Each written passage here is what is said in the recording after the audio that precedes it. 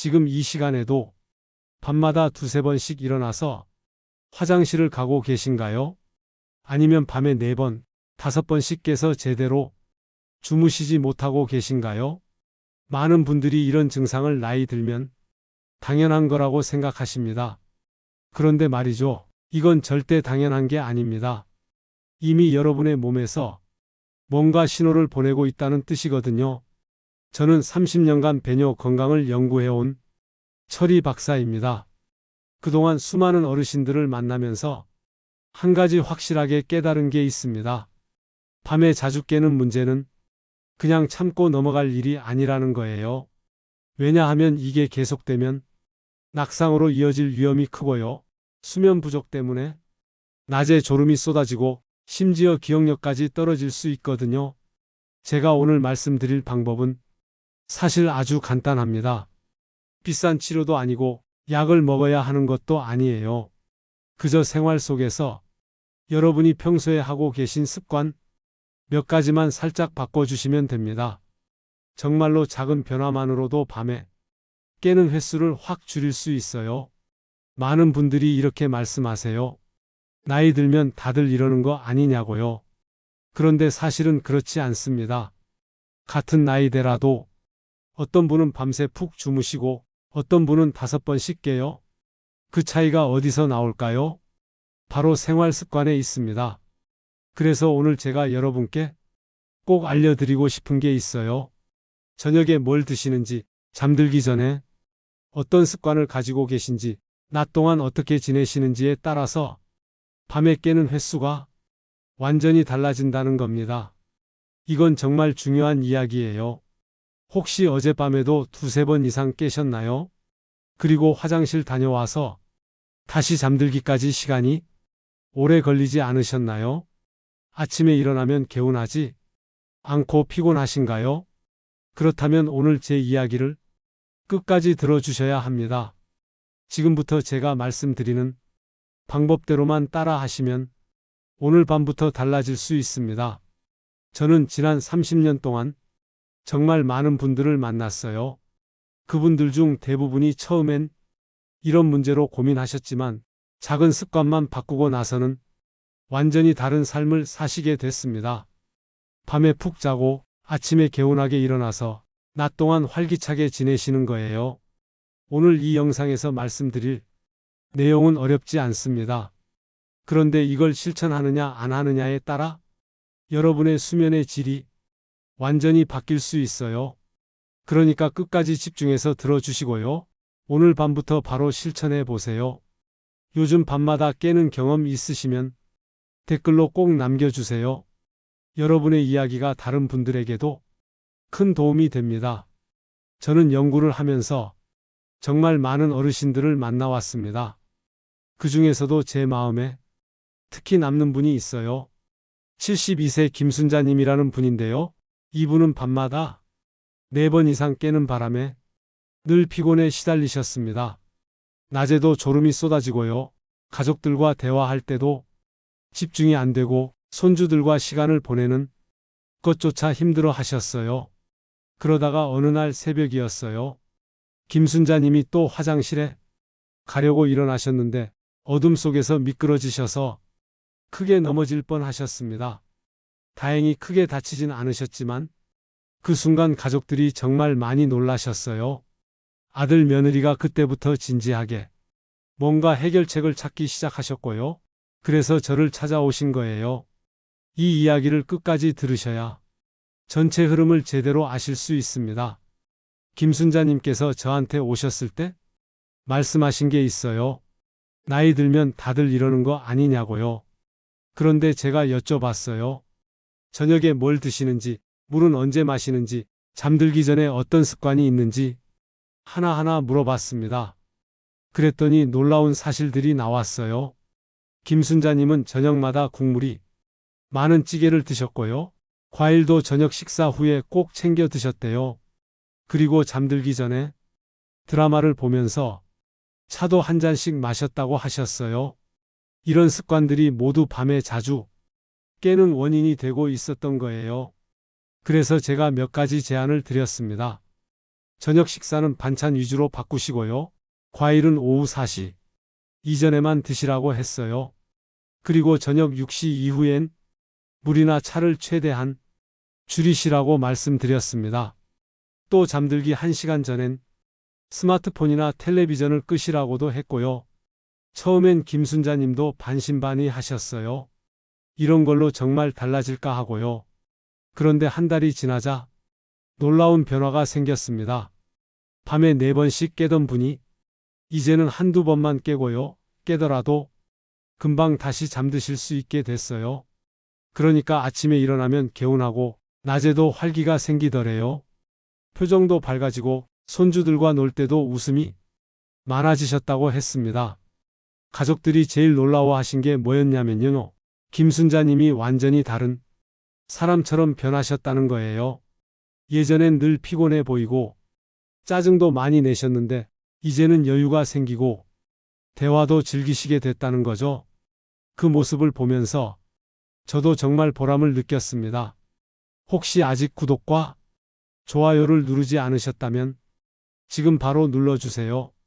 이 채널은 여러분이 건강한 노년을 응원합니다. 그리고 끝까지 보시면 왜 지금 당장 여러분이 작은 습관을 바꿔야 하는지 분명하게 깨닫게 되실 겁니다. 오늘 이 영상에서 말씀드릴 내용은 여러분의 수면 관리 방식을 완전히 바꿀 수 있는 중요한 지혜입니다. 이렇게 작은 변화만으로도 충분히 달라질 수 있다는 걸 김순자님 사례가 증명해 주셨어요. 여러분도 충분히 할 수 있습니다. 그래서 이제는 우리 일상에서 야간요와 직접 연결되는 요소들을 하나씩 짚어보겠습니다. 많은 분들이 밤에 자주 깨는 이유를 단순히 나이 탓으로 돌리세요. 그런데 사실은 우리 생활 속에 숨어 있는 여러 가지 습관들이 원인이 되는 경우가 훨씬 많습니다. 지금부터 하나씩 살펴보겠습니다. 우선 저녁 늦은 시간에 수분을 많이 섭취하는 습관부터 말씀드릴게요. 저녁 6시 이후에 마시는 물이나 차, 국물 음식, 심지어 과일까지 모두 소변량을 늘리는 원인이 됩니다. 왜 그럴까요? 우리 몸은 나이가 들면서 항인료 호르몬이라는 게 줄어들거든요. 이 호르몬은 밤에 소변이 덜 만들어지도록 조절해주는 역할을 하는데 60대 이후엔 이게 30%나 감소한다고 일본 도쿄대학교 연구팀이 발표했습니다. 제가 만난 69세 이성호 님도 비슷한 경우였어요. 이분은 저녁마다 국물이 많은 찌개나 국을 꼭 드시는 습관이 있었어요. 그러다 보니 밤에 5번씩 깨셨습니다. 처음엔 본인도 이유를 모르셨는데 제가 저녁 식사 습관을 여쭤보고 나서 깨달으신 거예요. 그래서 저녁은 반찬 위주로 바꾸시고 과일은 오후 4시 이전에만 드시도록 했습니다. 그랬더니 한 달도 안 돼서 밤에 깨는 횟수가 절반으로 줄었어요. 여기서 주의하실 점이 있습니다. 저녁에 수분을 줄인다고 해서 낮 동안까지 물을 안 마시면 안 돼요.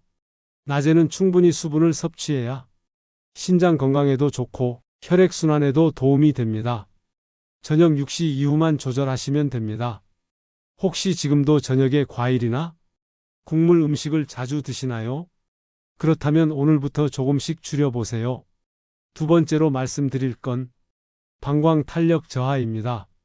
나이가 들면 방광이 마치 고무풍선처럼 늘어나는 힘을 잃어버려요. 젊었을 때는 방광이 어느 정도 소변을 모아둘 수 있었는데 나이 들면 조금만 차도 신호가 오는 거예요. 대한노인건강학회 자료에 따르면 70대의 방광 용적은 평균적으로 25% 정도 감소한다고 합니다. 74세 정혜영 님도 그런 경우였어요. 이분은 방광이 조금만 차도 참을 수가 없어서 밤마다 고생하셨습니다. 낮에도 화장실을 너무 자주 가게 되니까 외출하는 것도 불안해 하셨고요. 그래서 제가 제안한 게 방광 훈련이에요. 낮 시간대에 소변이 마려울 때 일부러 조금씩 참는 훈련을 하시라고 했습니다. 처음엔 10분, 그 다음엔 15분, 이렇게 점차 늘려가는 거예요. 물론 무리하게 참으면 오히려 방광에 부담이 갈 수 있으니까 적당히 하셔야 합니다. 정혜영 님도 처음엔 어렵다고 하셨는데 한 달 정도 꾸준히 하시니까 방광이 조금씩 적응하더래요. 그러면서 밤에 깨는 횟수도 줄어들었습니다. 혹시 낮에 화장실을 너무 자주 가고 계신가요? 그렇다면 이 방법을 한번 시도해 보세요. 세 번째는 남성분들에게 특히 해당되는 이야기인데요. 전립선 비대 문제입니다. 전립선이 커지면 요도를 압박하게 되고 그러면 방광이 완전히 비워지지 않아요. 소변을 봐도 개운하지 않고 잔뇨감이 남는 거죠. 한국비뇨건강연구소에 따르면 60대 남성의 절반 이상이 전립선 비대로 불편을 겪는다고 합니다. 71세 김영호 님도 그런 증상이 있으셨어요. 밤마다 소변을 보러 가는데도 시원하지 않고 또 금방 마려워지는 거예요. 그래서 밤에 서너 번씩 깨셨습니다. 이런 경우엔 저녁 이후 카페인과 알코올을 줄이는 게 중요해요. 왜냐하면 이런 음료들이 방광을 자극하거든요. 김영호 님도 저녁에 커피 대신 보리차로 바꾸시고 술도 줄이셨어요. 그리고 낮 동안 규칙적으로 걷기 운동을 시작하셨습니다. 물론 증상이 심한 경우엔 전문가와 상의하셔야 합니다. 하지만 생활 습관만 바꿔도 많이 개선될 수 있어요. 혹시 밤마다 화장실 다녀와도 개운하지 않다고 느끼시나요? 그렇다면 한번 점검해 보세요. 네 번째는 여성분들에게 많은 골반 근육 약화 문제예요. 출산하고 나이 들면서 골반 근육이 느슨해지거든요. 이 근육은 방광을 지지해 주는 역할을 하는데 약해지면 방광이 제대로 지탱되지 않아요. 미국 메이오 클리닉에서 발표한 자료에 따르면 여성의 야간뇨 원인 중 절반 정도가 골반저 근육 약화와 연관이 있다고 합니다. 68세 박은희 님도 출산 이후 골반 근육이 약해져서 밤에 자주 깨셨어요. 특히 소변이 급하게 마려울 때 참기가 어려워서 화장실까지 가는 게 불안하셨다고 해요. 그래서 제가 추천한 게 케겔 운동입니다. 앉아 계시거나 누워 계실 때 골반 근육을 10초 정도 힘주고 10초 쉬고 이렇게 반복하는 거예요. 처음엔 어떻게 힘을 줘야 할지 모르시는 분들도 많아요. 그럴 땐 소변 보다가 중간에 멈춘다고 생각하고 힘을 주시면 됩니다. 박은희 님도 처음엔 짧게 시작하셨는데 꾸준히 하시니까 두세 달 후에 확실히 달라지더래요. 밤에 깨는 횟수도 줄고 소변 참는 것도 한결 수월해지셨다고 했습니다. 혹시 밤에 소변이 급하게 마려워서 힘드셨던 적 있으신가요? 그렇다면 케겔 운동을 시작해 보세요. 다섯 번째는 염분 과다 섭취 문제입니다. 짠 음식을 많이 드시면 체내에 수분이 쌓여요. 낮 동안에는 우리 몸이 활동하니까 괜찮은데 밤에 누워 계시면 이 수분이 소변으로 배출되는 거예요. 대한영양학회 연구에 따르면 저녁 식사의 염분을 줄이면 야간뇨 빈도가 20% 정도 감소한다고 합니다. 75세 오세진님은 평소 김치나 젓갈을 좋아하셨어요. 식사 때마다 짠 반찬을 많이 드셨는데 그게 문제였던 거예요. 제가 권유해서 저녁 반찬을 좀 싱겁게 바꾸셨는데 한 달 후에 밤에 깨는 횟수가 5번에서 2번으로 줄었습니다. 오세진 님도 처음엔 싱거워서 불편하다고 하셨는데 적응하고 나니까 오히려 몸이 가벼워진 느낌이라고 하셨어요. 여기서 주의할 점은 갑자기 확 줄이면 입맛이 변할 수 있어요. 그러니까 서서히 줄여 나가는 게 좋습니다. 국물 대신 채소 반찬을 선택하시고 찌개나 국은 국물보다 건더기 위주로 드세요. 혹시 저녁 반찬이 짜지 않으신가요? 한번 점검해 보시길 바랍니다. 여섯 번째는 요즘 많은 분들이 하고 계신 습관인데요. 바로 잠들기 전 스마트폰 보는 거예요. 스마트폰에서 나오는 블루라이트라는 불빛이 우리 몸의 항인뇨, 호르몬 분비를 방해합니다. 그러면 밤에 소변이 더 많이 만들어지는 거예요. 한국수면학회 조사에서 블루라이트를 차단하니까 수면의 질이 35% 개선됐다고 발표했습니다. 66세 최은영님은 저녁마다 침대에 누워서 드라마를 보시는 습관이 있었어요. 그게 좋아서 매일 1시간씩 보셨는데 그게 수면을 방해하고 있었던 거예요. 제가 권유해서 취침 1시간 전엔 스마트폰을 멀리 하시도록 했습니다. 처음엔 심심하다고 하셨는데 대신 가벼운 스트레칭이나 책 읽기로 바꾸셨어요. 그랬더니 밤에 깨는 횟수가 4번에서 1번으로 확 줄었습니다. 특히 불면증이 있으신 분들은 블루라이트를 더 철저히 피하셔야 해요. 잠들기 최소 1시간 전, 가능하면 2시간 전부터는 스마트폰이나 텔레비전을 끄시는 게 좋습니다. 혹시 자기 전에 스마트폰 보시는 습관 있으신가요? 그렇다면 오늘부터 바꿔보세요. 이렇게 여러 가지 원인이 겹쳐서 야간뇨가 심해지는 겁니다. 한 가지만 고치는 것보다 여러 가지를 함께 개선하면 훨씬 효과가 큽니다. 그렇다면 이제는 구체적으로 어떻게 실천하면 좋을지 하나씩 정리해 보겠습니다. 앞에서 원인들을 살펴봤으니 이제는 실천 방법을 하나씩 정리해 볼게요. 이 방법들은 모두 어렵지 않습니다. 오늘부터 바로 시작하실 수 있어요. 첫 번째로 말씀드릴 건 저녁 6시 이후 수분 줄이기입니다. 앞에서도 말씀드렸지만 정말 중요한 부분이에요. 물뿐만 아니라 국, 찌개, 과일, 심지어 술까지 포함됩니다. 이런 것들이 모두 밤에 소변으로 나오거든요. 그런데 여기서 주의하실 점이 있어요. 낮에는 충분히 수분을 섭취하셔야 합니다. 신장 건강도 지키고 혈액순환에도 도움이 되니까요. 그래서 오후 4시 이전에 수분 섭취를 집중하시는 게 좋습니다. 아침이나 점심때 충분히 물을 마시고 과일도 낮 시간대에 드세요. 저녁 식사 때는 국물보다 반찬 위주로 식사하시고요. 이렇게만 바꾸셔도 밤에 깨는 횟수가 확 줄어듭니다. 저녁 식사 후에도 습관적으로 물이나 차를 자주 드시는 분들 계시죠? 그 습관부터 바꿔보세요. 두 번째는 자기 전에 소변을 꼭 비우는 겁니다. 이게 생각보다 중요해요. 많은 분들이 잠들기 전에 화장실 가는 걸 건너뛰세요. 별로 마렵지 않으니까 그냥 누워버리는 거죠. 그런데 조금이라도 방광에 남아있으면 밤중에 깨게 되는 거예요. 그래서 잠들기 직전에 한 번 더 화장실에 가시는 습관을 들이세요. 소변량이 적어도 상관없어요. 일단 가능한 한 비워두는 게 중요합니다. 물론 잔뇨감이 있을 수 있지만 무리하게 힘을 줘서 짜내려고 하지는 마세요. 자연스럽게 나오는 만큼만 비우면 됩니다. 잠들기 전에 화장실 꼭 다녀오시는 습관, 오늘부터 만들어 보세요. 세 번째로 말씀드릴 건 저녁에 다리 올리기예요. 낮 동안 활동하시면서 다리에 부종이 생기는데요. 이 부종이 밤에 누우면 수분으로 바뀌어서 소변으로 나가게 됩니다.